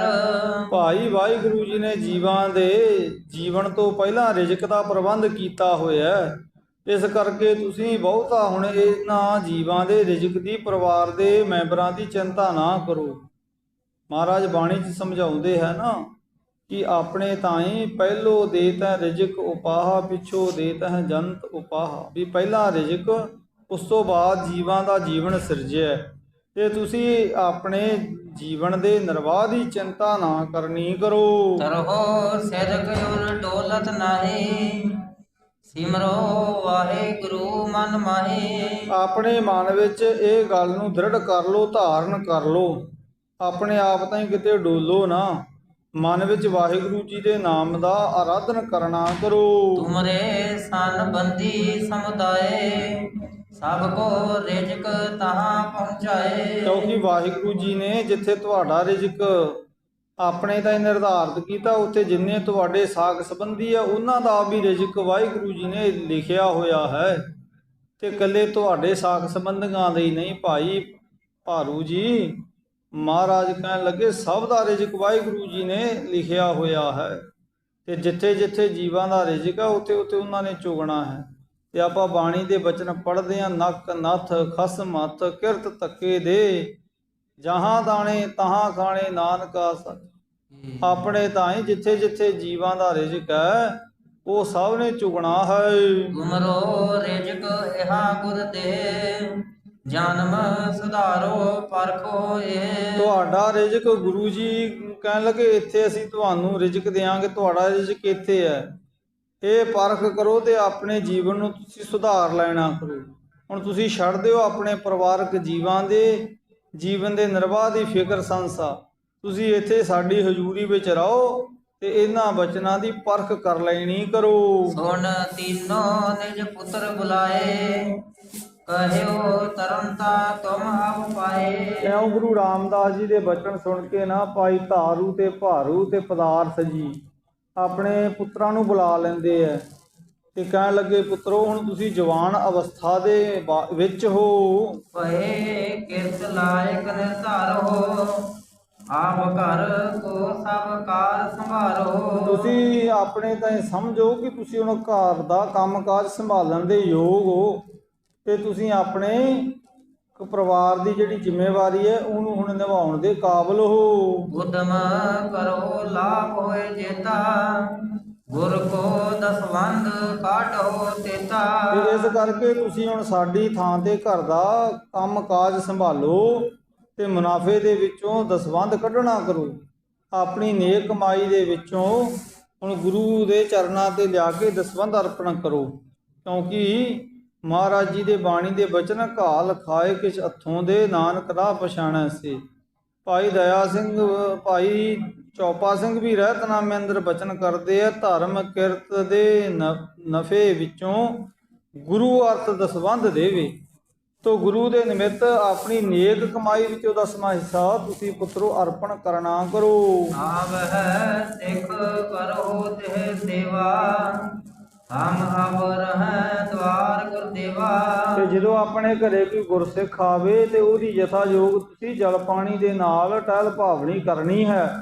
ਅਸੀਂ ਹੁਣ ਇੱਥੇ ਗੁਰੂ ਰਾਮਦਾਸ ਜੀ ਦੀ ਹਜ਼ੂਰੀ ਵਿੱਚ ਰਹਿ ਕੇ ਹੀ ਜੀਵਨ ਦਾ ਸਮਾਂ ਇਉਂ ਸਫਲ ਕਰਾਂਗੇ। ਬਾਣੀ ਪੱਖਾ ਸੇਵ ਕਮਾਵੈ, ਸਤ ਸੰਗਤ ਕਰ ਸੇ ਰਜਾਵੈ। ਅਸੀਂ ਇੱਥੇ ਗੁਰੂ ਕੀ ਸੰਗਤ ਆਈ ਪਾਣੀ ਢੋਵਾਂਗੇ, ਪੱਖਾ ਝੱਲਾਂਗੇ, ਸਤ ਸੰਗਤ ਕਰਦੇ ਹੋਏ ਜੀਵਨ ਦੇ ਸਮੇਂ ਨੂੰ ਸਕਾਰਥ ਬਣਾਵਾਂਗੇ। ਕਥਾ ਕੀਰਤਨ ਸੁਣਹਿ ਆਨੰਦੇ, ਹੋਏ ਪ੍ਰਾਪਤ ਕਲਿਆਣ ਬਿਲੰਦੇ। ਇਉਂ ਆਨੰਦ ਦੇ ਨਾਲ ਅਸੀਂ ਗੁਰੂ ਜਸ ਕਰਾਂਗੇ, ਗੁਰੂ ਜਸ ਸੁਣਾਂਗੇ ਤੇ ਮਹਾਨ ਜਿਹੜੀ ਕਲਿਆਣ ਹੈ ਨਾ ਮੁਕਤੀ, ਉਹਨੂੰ ਹਾਸਲ ਕਰਾਂਗੇ। ਏਮ ਤੁਮਰੀ ਵੀ ਹੋਏ ਕਲਿਆਣ, ਏਮ ਸਿੱਖਿਆ ਦੇ ਕੁਟੰਬ ਮਹਾਨ। ਇਉਂ ਪੁੱਤਰੋ, ਜਿੱਥੇ ਸਾਡੀ ਕਲਿਆਣ ਹੋਏਗੀ ਉੱਥੇ ਆਪਣੇ ਪਰਿਵਾਰ ਦਾ ਵੀ ਭਲਾ ਹੋਵੇਗਾ। ਤੇ ਇਉਂ ਇਹਨਾਂ ਨੇ ਭਾਈ ਪਦਾਰਥ ਜੀ ਨੇ, ਤਾਰੂ ਤੇ ਭਾਰੂ ਨੇ ਗੁਰੂ ਹਜ਼ੂਰੀ ਵਿੱਚ ਰਹਿਣ ਦਾ ਸੰਕਲਪ ਕਰਦੇ ਹੋਏ ਆਪਣੇ ਪਰਿਵਾਰ ਦੇ ਜੀਵਾਂ ਨੂੰ ਵੀ ਗੁਰੂ ਰਾਮਦਾਸ ਜੀ ਦੇ ਦੁਆਰਾ ਮਿਲਿਆ ਹੋਇਆ ਸ਼ੁਭ ਉਪਦੇਸ਼ ਸਿੱਖਿਆ ਰੂਪ ਸਮਝਾਉਣਾ ਤੇ ਦਰਸਾਉਣਾ ਕੀਤਾ। ਕਰਨ ਲੱਗੇ ਗੁਰ ਸੇਵਕ ਨੇਰੀ, ਪ੍ਰਾਪਤ ਮੁਕਤ ਅੰਤ ਕੀ ਬੇਰੀ। ਇਉਂ ਫਿਰ ਇਹਨਾਂ ਤਿੰਨਾਂ ਸਿੱਖਾਂ ਨੇ, ਭਾਈ ਤਾਰੂ ਜੀ, ਭਾਰੂ ਜੀ ਤੇ ਪਦਾਰਥ ਜੀ ਨੇ ਨਾ ਬੜੀ ਲੱਕ ਬੰਨ੍ਹ ਕੇ ਸੇਵਾ ਕਰਨਾ ਕੀਤੀ, ਤੇ ਜਿਸ ਕਰਕੇ ਪ੍ਰਾਪਤ ਮੁਕਤ ਅੰਤ ਕੀ ਬੇਰੀ, ਅੰਤ ਨੂੰ ਫਿਰ ਇਹ ਗੁਰੂ ਚਰਨਾਂ ਵਿੱਚ ਅਭੇਦ ਹੋ ਗਏ। ਸਤਿਗੁਰ ਕੇ ਤਨ ਵਿਖੈ ਸਮਾਏ, ਜਨਮ ਮਰਨ ਕੋ ਬੰਧ ਮਿਟਾਏ। ਤੇ ਮਹਾਰਾਜ ਜੀ ਨੇ ਕਿਰਪਾ ਕਰ ਦਿੱਤੀ, ਇਹਨਾਂ ਨੂੰ ਸਵੈ ਸਰੂਪ ਦਾ ਬੋਧ ਕਰਵਾਉਂਦੇ ਹੋਏ ਜਨਮ ਮਰਨ ਦੇ ਬੰਧਨਾਂ ਤੋਂ ਮੁਕਤ ਕਰ ਦੇਣਾ ਕੀਤਾ। ਦੋਹਰਾ ਮਹਾਨੰਦ ਕੇ ਸੰਗ ਮਿਲ, ਵਿਧੀ ਚੰਦ ਹੋਏ ਦੌਨ। ਦਰਸ਼ਨ ਦੇਖਿਓ ਗੁਰੂ ਕੋ, ਬੰਧਨ ਕੀਨਸ ਆਉਨ। ਸਤਿਗੁਰੂ ਗੁਰੂ ਰਾਮਦਾਸ ਮਹਾਰਾਜ ਜੀ ਦੀ ਹਜ਼ੂਰੀ ਵਿੱਚ ਜਿੱਥੇ ਇਹਨਾਂ ਨੇ ਭਾਈ ਤਾਰੂ ਤੇ ਭਾਰੂ, ਪਦਾਰਥ ਜੀ ਨੇ, ਵਿਸ਼ਨਦਾਸ, ਮਾਨਕ ਚੰਦ, ਪੂਰੋ ਨੇ ਆ ਕੇ ਨਮਸਕਾਰ ਕਰਦੇ ਹੋਏ ਉਪਦੇਸ਼ ਕਮਾਉਣਾ ਕੀਤਾ, ਉੱਥੇ ਹੁਣ ਇਹਨਾਂ ਸਿੱਖਾਂ ਦਾ ਜਸ ਸੁਣ ਕੇ ਨਾ, ਮਹਾਨੰਦ ਕੇ ਸੰਗ ਮਿਲ ਵਿਧੀ ਚੰਦ ਹੋਏ ਦੋਨ। ਹੁਣ ਮਹਾਨੰਦ ਜੀ ਦੇ ਨਾਲ ਨਾ ਭਾਈ ਵਿਧੀ ਚੰਦ ਜੀ ਆਏ ਹੈ, ਇਹ ਦੋ ਸਿੱਖ ਨੇ। ਤੇ ਭਾਈ ਗੁਰਦਾਸ ਜੀ ਕਥਨ ਕਰਦੇ ਇਹਨਾਂ ਦੇ ਬਾਬਤ, ਮਹਾਂਪੁਰਖ ਹੈ ਮਹਾਨੰਦ, ਵਿਧੀ ਚੰਦ ਬੁੱਧ ਬਿਮਲ ਵਿਚਾਰਾ। ਹੁਣ ਇਹ ਬਿਮਲ ਬੁੱਧੀ ਦੇ ਮਾਲਕ ਸਨ ਇਹ ਸਿੱਖ। ਇਹਨਾਂ ਨੇ ਆ ਕਰਕੇ ਗੁਰੂ ਰਾਮਦਾਸ ਜੀ ਦਾ ਦਰਸ਼ਨ ਕੀਤਾ ਹੈ ਤੇ ਨਮਸਕਾਰ ਕੀਤੀ ਹੈ। ਜੋ ਪਈ ਹਾਥ ਜੋਰ ਕਰ ਫਿਰੇ ਅਗਾਰੀ, ਸੁਖ ਗਰਜੀ ਨਿਜ ਅਰਥ ਗੁਜ਼ਾਰੀ। ਦੋਨਾਂ ਨੇ, ਮਹਾਨੰਦ ਨੇ ਤੇ ਭਾਈ ਵਿਧੀ ਚੰਦ ਨੇ, ਹੱਥ ਜੋੜ ਕੇ ਮਹਾਰਾਜ ਜੀ ਦੇ ਸਨਮੁਖ ਅਰਦਾਸ ਕੀਤੀ ਹੈ। ਤੇ ਕਾਹਦੇ ਲਈ ਅਰਦਾਸ ਕੀਤੀ ਹੈ? ਸੁਖ ਗਰਜੀ ਨਿਜ ਅਰਜ ਗੁਜ਼ਾਰੀ, ਆਪਣੇ ਜੀਵਨ ਦੇ ਸੁੱਖਾਂ ਦੇ ਲਈ ਬੇਨਤੀ ਕੀਤੀ ਹੈ। ਜਨਮ ਮਰਨ ਕੋ ਤਰਾਸ ਹਮਾਰੇ, ਭ੍ਰਮਣ ਮਿਟਾਓ ਜੇ ਦੁਖ ਵਾਰੇ। ਮਹਾਰਾਜ ਜੀ ਨੂੰ ਬੇਨਤੀ ਕੀਤੀ, ਗਰੀਬ ਨਵਾਜ ਗੁਰੂ ਰਾਮਦਾਸ ਜੀ ਕਿਰਪਾ ਕਰੋ, ਸਾਡੇ ਜੀਵਨ ਵਿੱਚ ਜਨਮ ਮਰਨ ਦਾ ਜਿਹੜਾ ਡਰ ਹੈ ਨਾ, ਜਿਹਦੇ ਕਰਕੇ ਅਸੀਂ ਬਹੁਤ ਦੁਖੀ ਹੁੰਦੇ ਹਾਂ, ਤੇ ਆਪ ਜੀ ਕਿਰਪਾ ਕਰਕੇ ਜੰਮਣ ਮਰਨ ਦਾ ਦੁੱਖ ਦੂਰ ਕਰ ਦੇਣਾ ਕਰੋ। ਜਨਮ ਅਨੇਕ ਧਰੇ ਪੁਨ ਹਮਰੇ, ਰਾਗ ਦ્વੈਸ਼ ਬਸ ਜੂਨਨ ਪਰੇ। ਅਸੀਂ ਰਾਗ ਦਵੈਸ਼ ਦੇ ਕਾਰਨ ਕਰਕੇ ਨਾ, ਈਰਖਾ ਤੇ ਮੋਹ ਦੇ ਵਸ ਹੋਣ ਕਰਕੇ ਅਨੇਕਾਂ ਦਰਗਤ ਜੂਨਾਂ ਦੇ ਵਿੱਚ ਵਾਰ-ਵਾਰ ਜਨਮ ਲਿਆ ਹੈ, ਤੇ ਸਾਡੀ ਵਾਰ-ਵਾਰ ਮੌਤ ਹੋਈ ਹੈ। ਕਿਉਂਕਿ ਮੈਂ ਬੇਨਤੀ ਕਰਾਂ, ਮੋਹ ਦਾ ਬੱਝਿਆ ਹੋਇਆ ਜੀਵ ਹੀ ਇਹ ਧਰਾ ਤੇ ਵਾਰ-ਵਾਰ ਜਨਮ ਲੈਂਦਾ ਹੈ ਵਾਸ਼ਨਾ ਦੇ ਕਰਕੇ। ਭਗਤ ਤਰਲੋਚਨ ਜੀ ਦਾ ਬੜਾ ਪਿਆਰਾ ਗੁਰਬਾਣੀ ਦਾ ਸ਼ਬਦ ਹੈ, ਅੰਤ ਕਾਲ ਜੋ ਮੰਦਰ ਸਿਮਰੈ, ਇਸੀ ਚਿੰਤਾ ਮੈਂ ਜੇ ਮਰੈ, ਪ੍ਰੇਤ ਜੋਨ ਬਲ ਬਲ ਉਤਰੈ। ਅੰਤ ਵੇਲੇ ਮਰਨ ਸਵੇ ਕਿਸ ਦੀ ਸੁਰਤ ਘਰ ਵਿੱਚ ਰਹਿ, ਜਦੋਂ ਪ੍ਰੇਤ ਬਣਦਾ ਵਾਰ-ਵਾਰ। ਜੇ ਕਿਤੇ ਆਪਣੇ ਧੀਆਂ ਪੁੱਤਰਾਂ 'ਚ ਰਹਿ ਜਾਏ ਸੁਰਤੀ, ਤਾਂ ਸੂਕਰ ਜੋਨ ਬਲ ਬਲ ਉਤਰੈ, ਫਿਰ ਉਹ ਸੂਰ ਦੀ ਜੂਨ ਵਿੱਚ ਪੈਂਦਾ। ਜੇ ਕਿਤੇ ਧਿਆਨ ਮਾਇਆ 'ਚ ਚਲਾ ਜਾਵੇ ਅੰਤ ਸਮੇਂ, ਤਾਂ ਸਰਪ ਜੋਨ ਬਲ ਬਲ ਉਤਰੈ। ਤੇ ਅਖੀਰ ਵਿੱਚ ਭਗਤ ਜੀ ਸਮਝਾਉਂਦੇ, ਫਿਰ ਅਸੀਂ ਸੁਰਤ ਨੂੰ ਲਾਈਏ ਕਿੱਥੇ? ਤੇ ਕਹਿਣ ਲੱਗੇ, ਅਰੀ ਬਾਈ ਗੋਬਿੰਦ ਨਾਮ ਮਤ ਵਿਸਰੈ, ਵੀ ਤੈਨੂੰ ਭੈਣੇ ਪਰਮੇਸ਼ਰ ਦਾ ਨਾਮ ਨਹੀਂ ਵਿਸਰਨਾ ਚਾਹੀਦਾ, ਕਿਉਂਕਿ ਜੇ ਪਰਮੇਸ਼ਰ ਚੇਤੇ ਵਿੱਚ ਹੈ ਤੇ ਉਸ ਵੇਲੇ ਜੇ ਕਿਤੇ ਮੌਤ ਹੋ ਗਈ ਤਾਂ ਪੀਤਾੰਬਰ ਵਾਂਕਾ ਹਿਰਦੈ ਵਸੈ, ਫਿਰ ਉਹ ਵਾਹਿਗੁਰੂ ਜੀ ਦੇ ਸਵੈ ਸਰੂਪ ਨੂੰ ਜੀ ਪ੍ਰਾਪਤ ਹੋ ਜਾਂਦਾ। ਇਸ ਕਰਕੇ ਇਹਨਾਂ ਨੂੰ ਸਮਝ ਸੀ, ਇਹਨਾਂ ਨੇ ਬੇਨਤੀ ਕੀਤੀ ਭਾਈ ਮਹਾਨੰਦ ਤੇ ਵਿਧੀ ਚੰਦ ਨੇ ਕਿ ਗਰੀਬ ਨਵਾਜ ਗੁਰੂ ਰਾਮਦਾਸ ਕਿਰਪਾ ਕਰੋ, ਅਸੀਂ ਮੋਹ ਤੇ ਈਰਖਾ ਦੇ ਵਸ ਹੋਣ ਕਰਕੇ ਨਾ ਅਨੇਕਾਂ ਦਰਗਤ ਜੂਨਾਂ ਦੇ ਵਿੱਚ ਭਾਵੇਂ ਆ, ਸਾਡਾ ਵਾਰ-ਵਾਰ ਜਨਮ ਤੇ ਵਾਰ-ਵਾਰ ਮੌਤ ਹੋਈ ਹੈ। ਆਵ ਚਲ ਆਏ ਸ਼ਰਨ ਤੁਮਾਰੀ, ਕਰੋ ਕਿਰਪਾ ਕਰ ਸੁਗਤ ਹਮਾਰੇ। ਤੇ ਅਸੀਂ ਹੁਣ ਤੁਹਾਡੀ ਸ਼ਰਨ ਵਿੱਚ ਆਏ ਹਾਂ ਗੁਰੂ ਰਾਮਦਾਸ ਜੀ, ਸਾਡੀ ਹੁਣ ਆਪ ਜੀ ਗਤੀ ਕਰ ਦਿਓ, ਭਾਵ ਸਾਡੀ ਕਲਿਆਣ ਕਰ ਦਿਓ। ਸੋਣ ਸ਼੍ਰੀ ਰਾਮਦਾਸ ਕਰ ਕਰਨਾ, ਸਭ ਉਪਦੇਸ਼ ਤਿਨਹੁ ਪ੍ਰਤ ਬਰਨਾ। ਧੰਨ ਗੁਰੂ ਰਾਮਦਾਸ ਮਹਾਰਾਜ ਦਇਆ ਦੇ ਘਰ ਵਿੱਚ ਆ ਕੇ ਇਹਨਾਂ ਦੀ ਬੇਨਤੀ ਨੂੰ ਸੁਣਦੇ ਹੋਏ ਇਹਨਾਂ ਨੂੰ ਉਪਦੇਸ਼ ਇਉਂ ਦਰਸਾਉਂਦੇ ਹੈ। ਆਪਨੋ ਜਪੈ ਸਰੂਪ ਪਛਾਨੋ, ਜਨਮ ਮਰਨ ਤਬ ਬੰਧਨ ਹਾਨੋ। ਗੁਰੂ ਰਾਮਦਾਸ ਜੀ ਆਖਣ ਲੱਗੇ, ਭਾਈ ਮਹਾਨੰਦ ਤੇ ਵਿਧੀ ਚੰਦ, ਜਦੋਂ ਤੁਸੀਂ ਆਪਣੇ ਸਵੈ ਸਰੂਪ ਨੂੰ ਜਾਣ ਲਓਗੇ ਨਾ ਤੇ ਤੁਹਾਡੇ ਜੰਮਣ ਮਰਨ ਦਾ ਜਿਹੜਾ ਬੰਧਨ ਹੈ ਇਹ ਮੁੱਕ ਜਾਏਗਾ। ਹੁਣ ਜਿੰਨਾ ਚਿਰ ਸਵੈ ਸਰੂਪ ਦੀ ਸਮਝ ਨਹੀਂ ਆਉਂਦੀ ਉਹਨਾਂ ਚਿਰ ਜੰਮਣ ਤੇ ਮਰਨਾ ਬਣਿਆ ਰਹਿੰਦਾ ਹੈ। ਹਾਥ ਜੋਰ ਸੁਨ ਦੌਨ ਬਖਾਨਾ, ਹਮ ਤੋਂ ਇਹ ਸਰੂਪ ਨਿਜ ਜਾਨਾ। ਉਹਨਾਂ ਦੋਨਾਂ ਨੇ, ਮਹਾਨੰਦ ਤੇ ਵਿਧੀ ਚੰਦ ਨੇ, ਹੱਥ ਜੋੜ ਕੇ ਕਿਹਾ, ਮਹਾਰਾਜ ਹਮ ਤੋਂ ਇਹ ਸਰੂਪ ਨਿਜ ਜਾਣਾ, ਅਸੀਂ ਤਾਂ ਆਪਣੇ ਆਪ ਦਾ ਹੀ ਆ ਜਿਹੜਾ ਸਰੂਪ ਹੁਣ ਸਾਨੂੰ ਹੈ ਨਾ ਮਿਲਿਆ ਹੋਇਆ ਆ ਮਨੁੱਖਾ ਜੀਵਨ, ਇਸ ਨੂੰ ਹੀ ਅਸੀਂ ਜਾਣਦੇ ਹਾਂ। ਜਨਮੇ ਹੋਏ ਨੰਦਨ ਖਤਰੀਨ, ਖਤਰੀ ਹੈ ਨਰ ਤਨ ਮਨ ਚੀਨ। ਅਸੀਂ ਤਾਂ ਇਹੀ ਸਮਝਿਆ ਵੀ ਸਾਡਾ ਹੁਣ ਖੱਤਰੀਆਂ ਦੇ ਘਰ ਦਾ ਜਨਮ ਹੈ, ਹੁਣ ਫਲਾਨਾ ਮੇਰਾ ਪਿਤਾ ਹੈ, ਫਲਾਨਾ ਨਾਂ ਮੇਰੀ ਮਾਤਾ ਦਾ ਹੈ, ਤੇ ਆ ਮੇਰੇ 2 ਹੱਥ ਨੇ, ਆ 2 ਮੇਰੀਆਂ ਅੱਖਾਂ ਨੇ, 2 ਕੰਨ ਨੇ, ਨਾਸਕਾ ਹੈ, ਜੇਬਾ ਹੈ, ਇੰਦਰੀ ਹੈ, ਤੇ ਮਹਾਰਾਜ ਆ ਜਿਹੜਾ ਸਾਡਾ ਸਰੀਰ ਹੈ ਆਪਣੇ ਤਾਂ 60-70 ਕਿਲੋ ਵਜਨ, ਇਹਨੂੰ ਹੀ ਅਸੀਂ ਆਪਣਾ ਸਰੂਪ ਅਜੇ ਤੱਕ ਸਮਝਿਆ ਹੈ। ਪੂਰਬ ਬਾਲਕ ਬੈ ਕੋ ਧਰੇ, ਤਰੁਨ ਭਏ ਅਬ ਬਹੁ ਬਲ ਭਰੇ। ਪਹਿਲਾਂ ਅਸੀਂ ਬਾਲ ਅਵਸਥਾ ਨੂੰ ਧਾਰਨ ਕੀਤਾ ਸੀ, ਫਿਰ ਅਸੀਂ ਜਵਾਨ ਹੋ ਗਏ ਤੇ ਸਰੀਰ ਵਿੱਚ ਬੇਅੰਤ ਹੀ ਬਲ ਆ ਗਿਆ ਸੀ। ਬੇਨ ਤਨ ਆਪਰ ਕਛੂ ਨਹਿ ਜਾਣੈ, ਆਪਨੋ ਰੂਪ ਇਹੀ ਹਮ ਮੰਨੈ। ਮਹਾਰਾਜ ਅਸੀਂ ਤਾਂ ਆਪਣੇ ਸਰੀਰ ਨੂੰ ਹੀ ਆਪਣਾ ਸਭ ਕੁਝ ਜਾਣਦੇ ਹਾਂ, ਇਸ ਤੋਂ ਅਗਲੀ ਗੱਲ ਦਾ ਨਹੀਂ ਸਾਨੂੰ ਪਤਾ ਵੀ ਸਾਡਾ ਸਵੈ ਸਰੂਪ ਕੀ ਹੈ।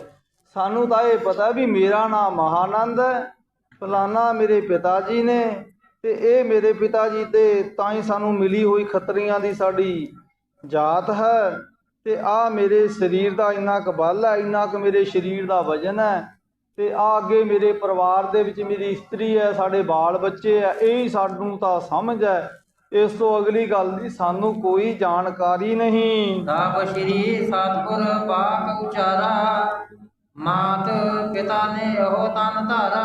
ਧੰਨ ਗੁਰੂ ਰਾਮਦਾਸ ਮਹਾਰਾਜ ਕਹਿਣ ਲੱਗੇ, ਭਲਿਓ ਵੀ ਮਾਤ ਪਿਤਾ ਨੇ ਇਹ ਤਨ ਧਾਰਾ, ਆ ਤੁਹਾਡਾ ਜਿਹੜਾ ਸਰੀਰ ਹੈ ਨਾ ਇਹ ਤਾਂ ਮਾਤਾ ਪਿਤਾ ਦੇ ਸੰਯੋਗ ਦੇ ਨਾਲ ਇਹ ਤੁਹਾਡੇ ਸਰੀਰ ਦੀ ਰਚਨਾ ਹੋਈ ਹੈ। ਤੇ ਬਾਣੀ ਵਿੱਚ ਬਚਨ ਕਰਦੇ ਸਾਹਿਬ ਸਮਝਾਉਂਦੇ, ਰਕਤ ਬਿੰਦ ਕਰ ਨਿਮਿਆ ਅਗਨ ਉਦਰ ਮਝਾਰ, ਉਰਦ ਮੁਖ ਕਚੀਲ ਬਿਕਲ ਨਰਕ ਘੋਰ ਗੁਬਾਰ।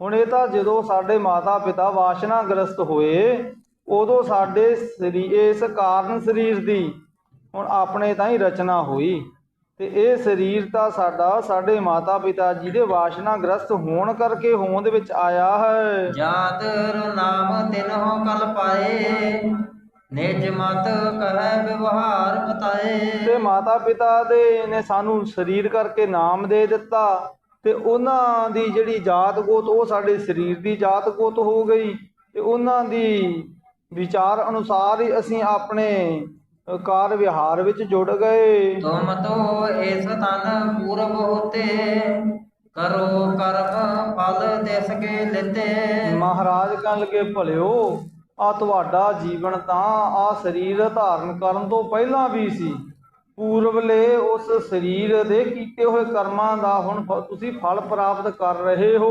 ਭਲਾ ਬੁਰਾ ਜਿਮ ਪੂਰਬ ਕੀਨ, ਤਿਸ ਤੇ ਦੁਖ ਸੁਖ ਭੋਗਨ ਕੀਨ। ਆ ਭਲੇ ਬੁਰੇ ਕਰਮਾਂ ਜੋ ਪਹਿਲਾਂ ਤੁਸੀਂ ਕੀਤੇ ਉਹਦੇ ਅਨੁਸਾਰ ਹੀ ਹੁਣ ਤੁਹਾਨੂੰ ਆ ਜੀਵਨ ਵਿੱਚ ਸੁੱਖ ਤੇ ਦੁੱਖ ਮਿਲਣਾ ਹੈ।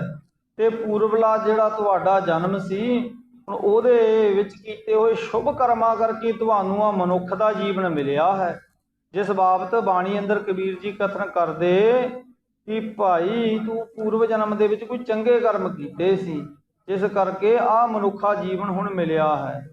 ਤੇ ਕਬੀਰ ਜੀ ਕਥਨ ਕਰਦੇ ਹੋਏ ਬਾਣੀ ਵਿੱਚ ਸਮਝਾਉਂਦੇ ਕਿ ਪੂਰਵ ਜਨਮ ਹਮ ਤੁਮਰੇ ਸੇਵਕ, ਕਿ ਪੂਰਵ ਜਨਮ ਦੇ ਵਿੱਚ ਕੋਈ ਵਾਹਿਗੁਰੂ ਜੀ ਦੀ ਇਬਾਦਤ ਕੀਤੀ ਸੀ ਜਿਸ ਕਰਕੇ ਆ ਜੀਵਨ ਮਿਲਿਆ ਹੈ। ਤੇ ਨਹੀਂ ਤਾਂ ਕਹਿਣ ਲੱਗੇ ਕਬੀਰ ਜੀ, ਇਸ ਦੇਹੀ ਕੋ ਸਿਮਰੈ ਦੇਵ, ਸੋ ਦੇਹੀ ਭਜ ਹਰ ਕੀ ਸੇਵ, ਭਜੋ ਜਗਦੀਸ਼ ਭੂਲ ਮਤ ਜਾਓ, ਮਾਨੁਖ ਜਨਮ ਕਾ ਇਹੀ ਲਾਓ। ਇਹੀ ਲਾਭ ਹੈ। ਤੇ ਜੀਵਨ ਮਿਲਿਆ ਕਿਉਂ ਹੈ ਮਨੁੱਖ ਦਾ? ਕਹਿਣ ਲੱਗੇ ਪੂਰਵ ਜਨਮ ਦੇ ਵਿੱਚ ਕੋਈ ਕੀਤੀ ਹੋਈ ਸੇਵਾ ਸੀ ਗੁਰੂ ਦੀ, ਜਿਹਦੇ ਕਰਕੇ ਆ ਮਨੁੱਖਾ ਜੀਵਨ ਹੁਣ ਮਿਲਿਆ ਹੈ। ਨਹੀਂ ਤੇ ਕਹਿਣ ਲੱਗੇ ਇਸ ਮਨੁੱਖਾ ਤਨ ਨੂੰ ਤੇ ਦੇਵਤੇ ਵੀ ਲੋਚ ਰਹੇ ਹੈ। ਉਹ ਵੀ ਚਾਹ ਰਿਹਾ ਵੀ ਸਾਨੂੰ ਵੀ ਇੱਕ ਵਾਰ ਮਨੁੱਖ ਦਾ ਜੀਵਨ ਮਿਲ ਜਾਏ, ਪਰ ਇਹ ਮਿਲਿਆ ਕਿਉਂ ਹੈ? ਹੁਣ ਪੂਰਵ ਦੇ ਵਿੱਚ ਕੋਈ ਸ਼ੁਭ ਕੀਤਾ ਹੋਇਆ ਕਰਮ ਸੀ।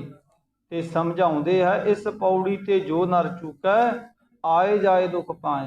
ਜਿਹੜਾ ਹੁਣ ਬੰਦਾ ਇਸ ਜੀਵਨ ਦੇ ਸਮੇਂ ਦੀ ਬਾਜੀ ਨੂੰ ਜਿੱਤਣ ਤੋਂ ਚੁੱਕ ਗਿਆ, ਫਿਰ ਉਹ ਆਉਣ ਜਾਣ ਦੇ ਗੇੜ ਵਿੱਚ ਪੈ ਜਾਂਦਾ ਹੈ। ਤੇ ਇਸੇ ਲਈ ਮਹਾਰਾਜ ਬਾਣੀ 'ਚ ਸਮਝਾਉਂਦੇ, ਲੱਖ 84 ਭਰਮ ਦੇ ਭਰਮ ਭਰਮ ਹੋਏ ਖੁਆਰ, ਪੂਰਬ ਲਿਖਿਆ ਕਮਾਵਣਾ ਕੋਏ ਨਾ ਮੇਟਣ ਹਾਰ। ਵੀ ਕੋਈ ਮਿਟਾ ਨਹੀਂ ਸਕਦਾ ਜਿਹੜਾ ਪੂਰਵਲਾ ਕਰਮ ਹੈ। ਪੂਰਵਲੋ ਕਿਰਤ ਕਰਮ ਨਾ ਮਿਟੈਰੀ ਕਰ ਗੇਹਨ, ਤਾਚੇ ਮੂੰਹ ਜਪ ਲੈ ਰਾਮ ਚੇ ਨਾਮ, ਬਾਦਤ ਤ੍ਰਿਲੋਚਨ ਰਾਮ ਜੀ। ਹੁਣ ਇਹ ਨਾਮ ਦੇ ਭਾਈ ਭਗਤ ਤ੍ਰਿਲੋਚਨ ਜੀ ਦਾ ਸ਼ਬਦ ਹੈ। ਤੇ ਇਸੇ ਕਰਕੇ ਮਹਾਰਾਜ ਸਮਝਾਉਂਦੇ ਕਿ ਭਾਈ ਇਹ ਜਿਹੜਾ ਤੁਹਾਡਾ ਜੀਵਨ ਮਨੁੱਖ ਦਾ ਮਿਲਿਆ ਤੁਹਾਨੂੰ, ਇਹ ਪੂਰਵਲੇ ਜਨਮ ਦੇ ਵਿੱਚ ਕੀਤਾ ਹੋਇਆ ਕੋਈ ਸ਼ੁਭ ਕਰਮ ਹੈ, ਜਿਸ ਕਰਕੇ ਤੁਹਾਨੂੰ ਆ ਮਨੁੱਖਾ ਜੀਵਨ ਮਿਲਿਆ ਹੈ। ਇਹ ਤਨ ਤਾਜ ਪੁਨ ਧਾਰੋ ਔਰ, ਕਰੋ ਕਰਮ ਭੋਗੋ ਤਿਸ ਠੌਰ। ਇਸ ਸਰੀਰ ਨੂੰ ਛੱਡ ਕੇ ਫਿਰ ਤੁਸੀਂ ਹੋਰ ਤਨ ਧਾਰਨ ਕਰੋਗੇ। ਜਿਸ ਤਰ੍ਹਾਂ ਦੇ ਕਰਮ ਹੁਣ ਕਰੋਗੇ ਉਹੇ ਜਾਈ ਫਿਰ ਤੁਹਾਡੇ ਤਾਈਂ ਅਗਲਾ ਜੀਵਨ ਮਿਲੇਗਾ। ਕੰਨ ਉਪਜਨ ਤੇ ਹੁਤੇ ਅਗੇਰੇ, ਤਨ ਬਿਨ ਸੇ ਪੁਨ ਰਹੋ ਵਿਛੇਰੇ। ਆ ਤੁਹਾਡਾ ਸਰੀਰ ਧਾਰਨ ਕਰਨ ਤੋਂ ਪਹਿਲਾਂ ਵੀ ਜੀਵਨ ਮੌਜੂਦ ਸੀ, ਤੇ ਜਦੋਂ ਤੁਸੀਂ ਆ ਤਨ ਨੂੰ ਛੱਡ ਕੇ ਜਾਓਗੇ ਤੇ ਉਸ ਤੋਂ ਬਾਅਦ ਵੀ ਇਹ ਤੁਹਾਡਾ ਜਿਹੜਾ ਜੀਵਨ ਹੈ ਕਾਇਮ ਰਹੇਗਾ। ਆਦ ਅੰਤ ਤਨ ਕੇ ਜਬ ਰਹੇ, ਤਨ ਨਿਜ ਰੂਪ ਕੁਤੋ ਤੁਮ ਲਹੇ। ਆ ਜਦੋਂ ਤੁਸੀਂ ਇਸ ਤਰ੍ਹਾਂ ਸਰੀਰ ਤੋਂ ਪਹਿਲਾਂ ਵੀ ਸੀ ਤੇ ਬਾਅਦ ਵਿੱਚ ਵੀ ਰਹੋਗੇ, ਤਾਂ ਤੁਸੀਂ ਆਪਣੇ ਤਨ ਦੇ ਸਰੂਪ ਨੂੰ ਕਿਵੇਂ ਵੇਖ ਲਿਆ? ਹੁਣ ਆਪਣੇ ਤਾਂ ਹੀ ਤੁਹਾਨੂੰ ਕੀ ਸਮਝ ਹੈ?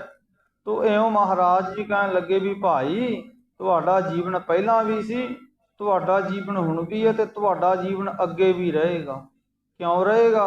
ਕਿਉਂਕਿ ਆ ਜਿਹੜਾ ਜੀਵਨ ਮਿਲਿਆ ਹੈ ਉਹ ਵਾਹਿਗੁਰੂ ਜੀ ਦੇ ਮਿਲਾਪ ਦੇ ਲਈ ਹੈ। ਤੇ ਸਾਹਿਬ ਸਮਝਾਉਂਦੇ ਹੈ ਕਿ ਆਪਣੇ ਤਾਂ ਹੀ ਹੁਣ ਮਿਲਣ ਦੀ ਵਾਰੀ ਹੈ। ਤੇ ਮਹਾਰਾਜ ਕਥਨ ਕਰਦੇ, ਹੁਣ ਤੂੰ ਆਪਣੇ ਤਾਂ ਹੀ ਮਿਲਾਪ ਦੇ ਲਈ ਯਤਨ ਕਰਨਾ ਕਰ। ਭਜੋ ਜਗਦੀਸ਼ ਭੂਲ ਮਤ ਜਾਓ, ਮਾਨਸ ਜਨਮ ਕਾ ਇਹੀ ਲਾਹੋ। ਇਹੀ ਲਾਭ ਹੈ ਇਸ ਜੀਵਨ ਦਾ। ਤੇ ਇਹ ਜਿਹੜਾ ਜੀਵਨ ਦਾ ਲਾਭ ਹੈ ਇਹ ਵਾਹਿਗੁਰੂ ਜੀ ਦੇ ਮਿਲਾਪ ਕਰਕੇ ਹੀ ਹੈ। ਤੇ ਮਿਲਾਪ ਦੇ ਲਈ ਸਾਧਨ ਕਿਹੜਾ? ਇੱਕੋ ਇੱਕ ਸਾਧਨ ਹੈ, ਉਹ ਵਾਹਿਗੁਰੂ ਜੀ ਦਾ ਸਿਮਰਨ, ਜਿਹਦੇ ਬਾਰੇ ਮਹਾਰਾਜ ਸਮਝਾਉਂਦੇ, ਸਿਮਰੋ ਸਿਮਰ ਸਿਮਰ ਸੁਖ ਪਾਵੋ, ਕਲ ਕਲੇਸ਼ ਤਨ ਮਾਹੇ ਮਿਟਾਓ। ਸਿਮਰੋ ਜਾਸ ਬਿਸੰਪਰ ਏਕੈ, ਨਾਮ ਜਪਤ ਅਗਣਤ ਅਨੇਕੈ। ਭਾਈ ਤੂੰ ਉਸ ਵਾਹਿਗੁਰੂ ਦਾ ਸਿਮਰਨ ਕਰ, ਕਿਉਂਕਿ ਇਹ ਆਜ ਮਿਲਾਵਾ ਸ਼ੇਖ ਫਰੀਦ ਟਾਕੇ ਮੁਕੁੰਜੜੀਆਂ ਮਨੋ ਮਚੰਦੜੀਆਂ। ਅੱਜ ਮਿਲਾਪ ਦਾ ਸਮਾਂ ਹੈ। ਤੇ ਇਉਂ ਜਦੋਂ ਤੁਸੀਂ ਇਸ ਮਨੁੱਖਾ ਜੀਵਨ ਦੇ ਸਾਧਨ ਨੂੰ ਵਾਹਿਗੁਰੂ ਜੀ ਦੇ ਮਿਲਾਪ ਦੇ ਲਈ ਵਰਤ ਲਵੋਗੇ, ਤਾਂ ਆ ਜਿਹੜਾ ਜੀਵਨ ਦਾ ਸਮਾਂ ਹੈ ਇਹ ਸਫਲ ਹੋ ਜਾਏਗਾ। ਤੇ ਜਿਸ ਕਾਰਜ ਦੇ ਲਈ ਇਹ ਜੀਵਨ ਮਿਲਿਆ ਹੈ ਉਹ ਕਾਰਜ ਕਰਨ ਵਿੱਚ ਤੁਸੀਂ ਸਫਲ ਹੋ ਜਾਓਗੇ। ਅੰਨ ਕੁਰਾਸਮ ਬਸਤਰ ਲਖੋ, ਜੀਰਨ ਭਏ ਅਪਰ ਧਰ ਲਹੋ। ਆ ਸਰੀਰ ਨੂੰ ਤੁਸੀਂ ਕੱਪੜੇ ਦੇ ਵਾਂਗ ਝੂਠਾ ਜਾਣੋ। ਜਿਵੇਂ ਪੁਰਾਣਾ ਹੋਣ ਤੇ ਕੱਪੜਾ ਆਪਣੇ ਤਾਈਂ ਫਟ ਜਾਂਦਾ ਹੈ, ਆਪਣੇ ਤੇ ਕੱਪੜੇ ਦੀ ਹੋਂਦ ਸਮਾਪਤ ਹੋ ਜਾਂਦੀ ਹੈ, ਇਸੇ ਤਰ੍ਹਾਂ ਆ ਜੀਵਨ ਰੂਪੀ ਕੱਪੜਾ ਹੈ, ਇਹ ਵੀ ਸਮਾਂ ਆਉਣ ਤੇ ਪੁਰਾਣਾ ਹੋ ਜਾਏਗਾ। ਤੇ ਫਿਰ ਜਦੋਂ ਪੁਰਾਣਾ ਹੋ ਜਾਏਗਾ ਤਾਂ ਸਮਾਂ ਆਉਣ ਤੇ ਇਹ ਨਕਾਰਾ ਹੋ ਜਾਏਗਾ, ਫਿਰ ਇਹ ਜੀਵਨ ਰੂਪੀ ਕੱਪੜੇ ਦਾ ਅੰਤ ਹੋ ਜਾਏਗਾ। ਤੇ ਤਨ ਪਟ ਪਹਿਰੈ ਜੋਏ, ਆਪਨ ਸਰੂਪ ਜਾਣਿਆ ਸੋਏ। ਇਸ ਲਈ ਜੋ ਤਨ ਰੂਪੀ ਕੱਪੜਾ ਤੁਸੀਂ ਹੁਣ ਆਪਣੀ ਆਤਮਾ ਤੇ ਪਹਿਨਦੇ ਹੋ, ਉਸ ਆਤਮਾ ਰੂਪੀ ਸਰੂਪ ਨੂੰ ਤੁਸੀਂ ਆਪਣਾ ਸਵੈ ਸਰੂਪ ਜਾਣਨਾ ਕਰੋ। ਹੁਣ ਜਿਹੜਾ ਸਾਡਾ ਜੋਤ ਸਰੂਪ ਹੈ ਨਾ, ਉਹ ਸਾਡਾ ਸਵੈ ਸਰੂਪ ਹੈ, ਜਿਹਦੇ ਬਾਰੇ ਮਹਾਰਾਜ ਬਾਣੀ 'ਚ ਕਥਨ ਕਰਦੇ ਹਨ ਕਿ ਮਨ ਤੂੰ ਜੋਤ ਸਰੂਪ ਹੈ, ਆਪਣਾ ਮੂਲ ਪਛਾਣ, ਮਨ ਹਰਜੀ ਤੇਰਾ ਨਾਲ ਹੈ, ਗੁਰਮਤੀ ਰੰਗ ਮਾਣ। ਉਹ ਗੁਰੂ ਦੀ ਮੱਤ ਕਰਕੇ ਉਹ ਗੱਲ ਦੀ ਸਮਝ ਪੈਂਦੀ ਹੈ। ਨਹੀਂ ਤਾਂ ਅਸੀਂ ਆ ਸਰੀਰ ਨੂੰ ਹੀ ਆਪਣਾ ਸਭ ਕੁਝ ਮੰਨਿਆ ਹੋਇਆ, ਆ ਸਰੀਰ ਦੇ ਦੁੱਖ ਨੂੰ ਆਪਣਾ ਦੁੱਖ ਮੰਨਿਆ ਹੋਇਆ, ਸਰੀਰ ਦੀ ਭੁੱਖ ਨੂੰ ਆਪਣੀ ਭੁੱਖ ਮੰਨਿਆ ਹੋਇਆ, ਸਰੀਰ ਦੀ ਲੋੜ ਨੂੰ ਆਪਣੀ ਲੋੜ ਮੰਨਿਆ ਹੋਇਆ। ਪਰ ਹੁਣ ਇਹ ਸਰੀਰ ਦੀ ਲੋੜ ਸਾਡੀ ਲੋੜ ਨਹੀਂ, ਮਨ ਦੀ ਲੋੜ ਤੇ ਤਨ ਦੀ ਲੋੜ ਤੇ ਸਾਡੇ ਸਵੈ ਸਰੂਪ ਦੀ ਲੋੜ ਵੱਖਰੀ ਵੱਖਰੀ ਹੈ। ਪਰ ਹੁਣ ਸਾਨੂੰ ਸਰੀਰ ਕਰਕੇ ਲੱਗ ਰਿਹਾ ਵੀ ਹੁਣ ਸਾਨੂੰ ਆ ਵੀ ਚਾਹੀਦਾ, ਆ ਵੀ ਚਾਹੀਦਾ, ਪਰ ਜਿਹੜੀ ਸਾਡੀ ਖੁਦ ਦੀ ਖੁਰਾਕ ਹੈ ਉਹਦਾ ਜੇ ਸਾਨੂੰ ਕੋਈ ਸਮਝ ਹੀ ਨਹੀਂ ਹੈ। ਇਸੇ ਲਈ ਮਹਾਰਾਜ ਸਾਨੂੰ ਬਾਣੀ 'ਚ ਪ੍ਰੇਰਨਾ ਕਰਦੇ ਹੋਏ ਸਮਝਾਉਂਦੇ ਕਿ ਮਨ ਤੂੰ ਜੋਤ ਸਰੂਪ ਹੈ। ਹੁਣ ਮਨ ਤਾਂ ਜੋਤ ਸਰੂਪ ਹੈ, ਤੇ ਜਦੋਂ ਅਸੀਂ ਮਨ ਨੂੰ ਜੋਤ ਸਰੂਪ ਜਾਣ ਲਵਾਂਗੇ ਤੇ ਫਿਰ ਆ ਜਿਹੜਾ ਸਾਡਾ ਤਨ ਕਰਕੇ ਸਰੂਪ ਹੈ ਇਹ ਸਾਨੂੰ ਝੂਠਾ, ਅਸਤ ਤੇ ਨਾਸ਼ਵੰਤ ਪ੍ਰਤੀਤ ਹੋਏਗਾ। ਅਬ ਹੋ ਮਰੈ ਨਾ ਮਾਰਿਓ ਜਾਏ, ਜਲ ਡੂਬੈ ਨ ਅਗਨ ਜਲਾਏ। ਤੇ ਉਹ ਜਿਹੜਾ ਸਾਡਾ ਆਤਮ ਸਰੂਪ ਹੈ, ਜਿਹੜਾ ਸਵੈ ਸਰੂਪ ਹੈ ਨਾ, ਉਹ ਫਿਰ ਕਿਤੇ ਮਰਦਾ ਨਹੀਂ, ਨਾ ਉਹਨੂੰ ਕੋਈ ਮਾਰ ਸਕਦਾ ਹੈ, ਨਾ ਉਹਨੂੰ ਕੋਈ ਪਾਣੀ ਦੇ ਵਿੱਚ ਡੁਬੋ ਸਕਦਾ ਤੇ ਨਾ ਉਹਨੂੰ ਕੋਈ ਅੱਗ ਸਾੜ ਸਕਦੀ ਹੈ। ਉਹ ਸਾਡਾ ਸਰੂਪ ਸ਼ਬਦ ਕਰਕੇ ਸਾਨੂੰ ਪ੍ਰਾਪਤ ਹੋਣਾ ਹੈ। ਜਿਵੇਂ ਸ਼ਬਦ ਦਾ ਸਰੂਪ ਵੀ ਮਹਾਰਾਜ ਨੇ ਬਾਣੀ 'ਚ ਕਥਨ ਕੀਤਾ ਨਾ ਕਿ ਜਲ ਨਹੀਂ ਡੂਬੈ ਤਸਕਰ ਨਹੀਂ ਲੇਵੈ, ਭਾਏ ਨਾ ਸਾਕੈ ਜਾਲੇ, ਗੁਰ ਕਾ ਬਚਨ ਬਸੈ ਜੀ ਨਾਲੇ। ਹੁਣ ਗੁਰੂ ਦਾ ਜਿਹੜਾ ਬਚਨ ਆ ਉਹ ਜਿੰਦ ਦੇ ਨਾਲ ਵਸਦਾ, ਤੇ ਇਉਂ ਕਰਕੇ ਫਿਰ ਜਿਹੜਾ ਉਹ ਸਾਡਾ ਸਰੂਪ ਹੈ ਨਾ ਉਹਦੇ ਤਾਂ ਹੀ ਨਾ ਘਾਉ ਕਟਾਰਾ ਕਰ ਸਕੈ, ਉਹਦੇ ਤਾਂ ਹੀ ਕੋਈ ਕਟਾਰ ਕੋਈ ਜ਼ਖਮ ਵੀ ਨਹੀਂ ਕਰ ਸਕਦੀ। ਉਹ ਸਾਡਾ ਸਵੈ ਸਰੂਪ ਹੈ, ਜਿਸ ਬਾਬਤ ਮਹਾਰਾਜ ਜੀ ਨੇ ਸਾਨੂੰ ਸਮਝਾਉਣਾ ਕੀਤਾ। ਸੂਰਜ ਕਿਰਨ ਮਿਲੀ ਜਲ ਕਾ ਜਲ ਹੁਆ ਰਾਮ, ਜੋਤੀ ਜੋਤ ਰਲੀ ਸੰਪੂਰਨ ਤੀਆ ਰਾਮ। ਫਿਰ ਉਹ ਸਾਡਾ ਸਰੂਪ ਸੰਪੂਰਨ ਹੈ। ਜਦੋਂ ਅਸੀਂ ਉਸ ਸਰੂਪ ਦੇ ਤਾਂ ਹੀ ਜਾਣ ਲਵਾਂਗੇ। ਤਨ ਝੂਠੋ ਸਤ ਰੂਪ ਤੁਮਾਰਾ, ਤਨ ਦੁਖ ਤੁਮ ਹੋ ਆਨੰਦ ਉਦਾਰਾ। ਇਹ ਸਰੀਰ ਤਾਂ ਝੂਠਾ ਹੈ, ਨਾਸ਼ਵੰਤ ਹੈ, ਤੇ ਜਿਹੜਾ ਜੋਤ ਸਰੂਪ ਸਾਡਾ ਆਪਣਾ ਆਪਾ ਹੈ ਉਹ ਸੱਚਾ ਹੈ। ਤੇ ਦੁੱਖ ਤਾਂ ਸਰੀਰ ਨੂੰ ਹੁੰਦਾ ਹੈ, ਤੇ ਸਾਡੇ ਅਸਲ ਸਰੂਪ ਨੂੰ ਤੇ ਕਿਤੇ ਦੁੱਖ ਹੁੰਦਾ ਹੀ ਨਹੀਂ, ਉਹ ਤੇ ਸਦਾ ਹੀ ਆਨੰਦ ਸਰੂਪ ਹੈ। ਤਨ ਜੜ ਹੈ ਚੇਤਨ ਨਿਜ ਰੂਪ, ਆਸ ਨਿਸ਼ਚੈ ਉਰ ਧਰੋ ਅਨੂਪ। ਇਹ ਸਰੀਰ ਤਾਂ ਜੜ ਹੈ, ਇਹਦੇ ਤਾਂ ਹੀ ਜਿਹੜਾ ਸਾਡਾ ਨਿਜ ਸਰੂਪ ਆ ਉਹ ਚੇਤਨ ਹੈ।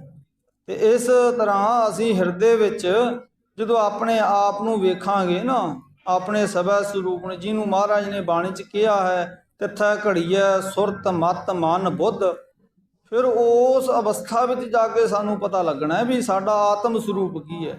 ਜਦੋਂ ਅਸੀਂ ਆਪਣੇ ਆਤਮ ਸਰੂਪ ਨੂੰ ਵੇਖਾਂਗੇ ਨਾ, ਉੱਥੇ ਤੇ ਆਨੰਦ ਹੀ ਆਨੰਦ ਹੈ। ਉੱਥੇ ਨਾ ਭੁੱਖ ਹੈ, ਨਾ ਦੁੱਖ ਹੈ, ਨਾ ਰੋਗ ਹੈ, ਨਾ ਸੋਗ ਹੈ। ਉਹ ਤਾਂ ਆਨੰਦ ਸਰੂਪ ਸਾਡਾ ਸਰੂਪ ਹੈ। ਪਰ ਉਹਨੂੰ ਇਉਂ ਗੱਲਾਂ ਦੇ ਨਾਲ ਨਹੀਂ ਜਾਣਿਆ ਜਾ ਸਕਦਾ। ਉਹਨੂੰ ਜਾਣਨ ਦੇ ਲਈ ਤੇ ਆਪਣੇ ਸਰੀਰ ਦੇ ਤਾਂ ਹੀ ਸਾਧਨਾ ਪੈਂਦਾ ਹੈ। ਤੇ ਜਦੋਂ ਆਪਣੀਆਂ ਇੰਦਰੀਆਂ ਦੇ ਤਾਂ ਹੀ ਸਾਧ ਲਿਆ ਜਾਂਦਾ ਹੈ ਤੇ ਫਿਰ ਕਿਤੇ ਉਹ ਗੱਲ ਦਾ ਪਤਾ ਲੱਗਦਾ ਜਿਹਨੂੰ ਗੁਰੂ ਸਾਹਿਬ ਨੇ ਬਾਣੀ ਵਿੱਚ ਕਿਹਾ ਕਿ ਅਚਰ ਚਰੈ ਤਾਂ ਸਿੱਧ ਹੋਈ, ਸਿੱਧੀ ਤੇ ਬੁੱਧ ਪਾਈ, ਪ੍ਰੇਮ ਕੇ ਸਰ ਲਾਗੇ ਤਨ ਭੀਤਰ, ਤਾਂ ਭਰਮ ਕਾਟਿਆ ਜਾਈ। ਉਹ ਫਿਰ ਕਿਤੇ ਭਰਮ ਦਾ ਜਿਹੜਾ ਪਰਦਾ ਉੱਠਦਾ ਜੀਵਨ ਵਿੱਚੋਂ। ਅਸੀਂ ਤਾਂ ਪਤਾ ਨਹੀਂ ਕਿੰਨੇ ਕੁ ਭਰਮ ਆਪਣੇ ਜੀਵਨ ਵਿੱਚ ਸਿਰਜੇ ਹੋਏ ਆ। ਤੇ ਸਹਿ ਬਾਣੀ 'ਚ ਵੀ ਸਾਨੂੰ ਸਮਝਾਉਂਦੇ ਕਿ ਭਰਮੇ ਭੂਲੀ ਰੇ ਜੈ ਚੰਦਾ, ਨਹੀਂ ਨਹੀਂ ਚੀਨਿਆ ਪਰਮਾਨੰਦਾ। ਘਰ ਘਰ ਖਾਇਆ ਪਿੰਡ ਵਧਾਇਆ, ਖਿੰਥਾ ਮੁੰਦਾ ਮਾਇਆ, ਭੂਮ ਮਸਾਨ ਕੀ ਪਸਮ ਲਗਾਈ, ਗੁਰ ਮਿਨ ਤਤ ਨਾ ਪਾਇਆ। ਹੁਣ ਗੁਰੂ ਤੋਂ ਬਿਨਾ ਇਹ ਗੱਲ ਦਾ ਜਿਹੜਾ ਹੈ ਨਾ ਪਰਦਾ ਉਹ ਉੱਠਦਾ ਨਹੀਂ। ਤੇ ਗੁਰੂ ਆਪਣੇ ਤਾਂ ਹੀ ਦਇਆ ਕਰਦਾ ਹੈ। ਤੇ ਜਦੋਂ ਗੁਰੂ ਦਇਆ ਕਰਦਾ ਹੈ ਫਿਰ ਸਿੱਖ ਨੂੰ ਸ਼ਬਦ ਦੁਆਰਾ ਉਹਦੇ ਸਵੈ ਸਰੂਪ ਦਾ ਗੁਰੂ ਬੋਧ ਕਰਵਾਉਂਦਾ ਹੈ। ਸੁਣ ਦੋਨੋਂ ਕੀਨਸ ਅਰਦਾਸ, ਕੇ ਮਹਮ ਕੋ ਅਸਰੂਪ ਪ੍ਰਕਾਸ਼। ਫਿਰ ਦੋਨਾਂ ਸਿੱਖਾਂ ਨੇ ਭਾਈ ਮਹਾਨੰਦ ਨੇ ਤੇ ਵਿਧੀ ਚੰਦ ਨੇ ਬੇਨਤੀ ਕੀਤੀ, ਮਹਾਰਾਜ ਕਿਰਪਾ ਕਰੋ, ਫਿਰ ਸਾਨੂੰ ਸਾਡੇ ਸਵੈ ਸਰੂਪ ਦਾ ਕਿਵੇਂ ਪਤਾ ਲੱਗੇਗਾ।